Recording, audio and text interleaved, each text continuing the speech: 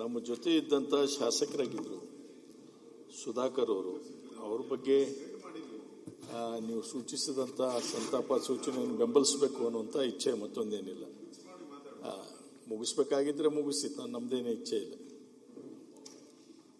ಅಲ್ಲ ಹೇಳ್ಬಿಡಿ, ಮಾತಾಡಂದ್ರೆ ಮಾತಾಡ್ತೀನಿ. ಅಲ್ಲ, ಒಂದು ನಿಮಿಷದಲ್ಲಿ ಮುಗಿಸಿ. ಸನ್ಮಾನ್ಯ ಸಭಾಧ್ಯಕ್ಷರೇ,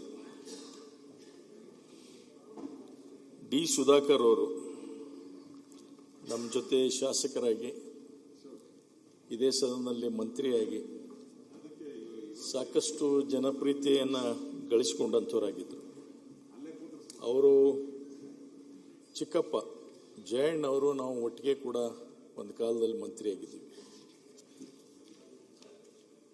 ಸುಧಾಕರ್ ಅವ್ರ ಬಗ್ಗೆ ಬೇಕಾದಷ್ಟು ವಿಷಯಗಳನ್ನು ಹೇಳಿದ್ದಾರೆ. ಅವರ ಅಂಗವಿಕಲಿಕೆ ಎಲ್ಲಿಯೂ ಕೂಡ ಅದನ್ನು ಪ್ರಸ್ತಾಪ ಮಾಡಲಿಲ್ಲ ಅವರು.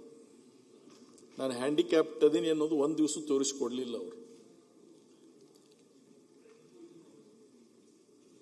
ಅದನ್ನ ಒಂದು ಬದಿಗಿಟ್ಟು ಸಾಧನೆ ಮಾಡಬೇಕಾದ್ರೆ ಮುಖ್ಯವಾಗಿ ನಮ್ಮಲ್ಲಿ ಇರ್ತಕ್ಕಂಥ ಪ್ರಯತ್ನವೇ ಕಾರಣ ಅನ್ನೋದನ್ನ ಸಾಧನೆ ಮಾಡಿ ತೋರಿಸಿದಂಥವ್ರು. ಅವರು ಸಮಾಜದ ಬಗ್ಗೆ ಹೇಳಿದರು.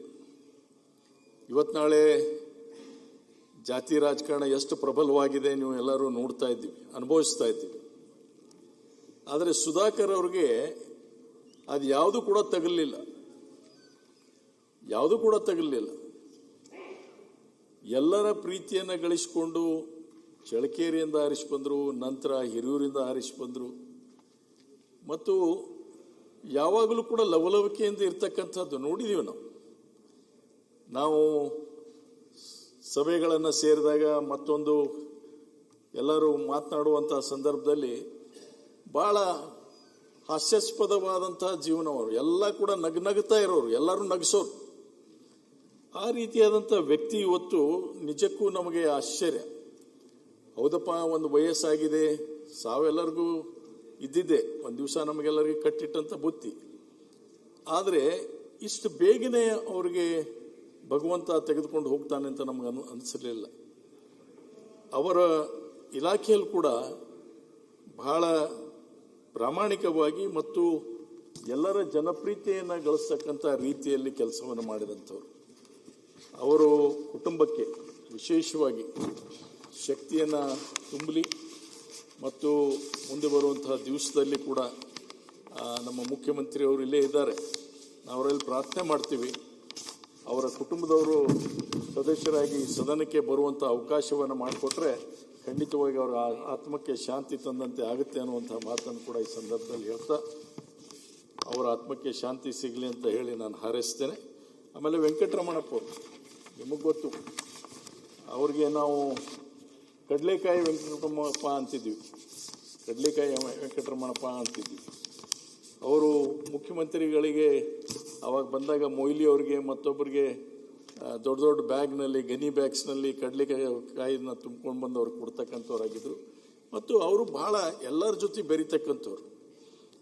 ನಾನು ವೆಂಕಟರಮಣಪ್ಪ ಅವರು ಯಾವ ಸಮಾಜದಿಂದ ಬಂದಾರಂತ ಎಂದೂ ಗೊತ್ತಿರಲಿಲ್ಲ, ನಮಗೆ ಎಂದೂ ಗೊತ್ತಿರಲಿಲ್ಲ. ಅಷ್ಟು ಎಲ್ಲರ ಜೊತೆ ಬೆರೆಯುವಂಥ ಅವರು ಕೂಡ ಒಬ್ಬ ವ್ಯಕ್ತಿಯಾಗಿದ್ದರು. ಇಂಥ ವಿಶೇಷ ಗುಣ ಇರುವುದರಿಂದನೇ ಇವತ್ತು ಈ ಸದನದಲ್ಲಿ ಅವರ ಬಗ್ಗೆ ಗೌರವ ಸೂಚಿಸ್ತಕ್ಕಂಥ ಕೆಲಸ ಆಗ್ತಾ ಇದೆ ಅಂತ ನಾನು ತಿಳ್ಕೊಂಡಿದ್ದೇನೆ. ಅವರು ಅಷ್ಟು ಎತ್ತರ ಮಟ್ಟಕ್ಕೆ ಬೆಳೆದಂಥ ವ್ಯಕ್ತಿಗಳಾಗಿದ್ದರು. ತತ್ವ ಸಿದ್ಧಾಂತ ಅವರಿಗೆ ಮೂಲವಾಗಿರ್ತಕ್ಕಂಥಾಗಿತ್ತು.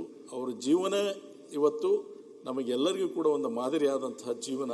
ಯಾಕಂದರೆ ಒಬ್ಬರು ಅತಿ ಹಿಂದುಳಿದಂಥ ಸಮಾಜದಿಂದ ಬಂದಂಥವ್ರು, ಇನ್ನೊಬ್ಬರು ಎಲ್ಲ ಹ್ಯಾಂಡಿಕ್ಯಾಪ್ನೆಸ್ ಇದ್ದರೂ ಕೂಡ ಅದನ್ನು ಮೀರಿ ನಿಲ್ಲಬಹುದು ಅನ್ನೋದನ್ನು ತೋರಿಸಿಕೊಟ್ಟಂಥವ್ರು. ಅದಕ್ಕೆ ಇಂಥ ವ್ಯಕ್ತಿಗಳನ್ನು ನಾವು ನಿಜವಾಗೂ ಈ ಸದನದಲ್ಲಿ ಗೌರವ ಸೂಚಿಸುವ ಮುಖಾಂತರ, ಅವರ ಆತ್ಮಕ್ಕೆ ಶಾಂತಿ ಕೋರುವ ಮುಖಾಂತರ ನಾವು ಅವರ ಕುಟುಂಬಕ್ಕೆ ಇನ್ನೂ ಹೆಚ್ಚಿನ ಶಕ್ತಿಯ ಭಗವಂತ ಕೊಡಲಿ ಅಂತ ಹಾರೈಸ್ತೇವೆ.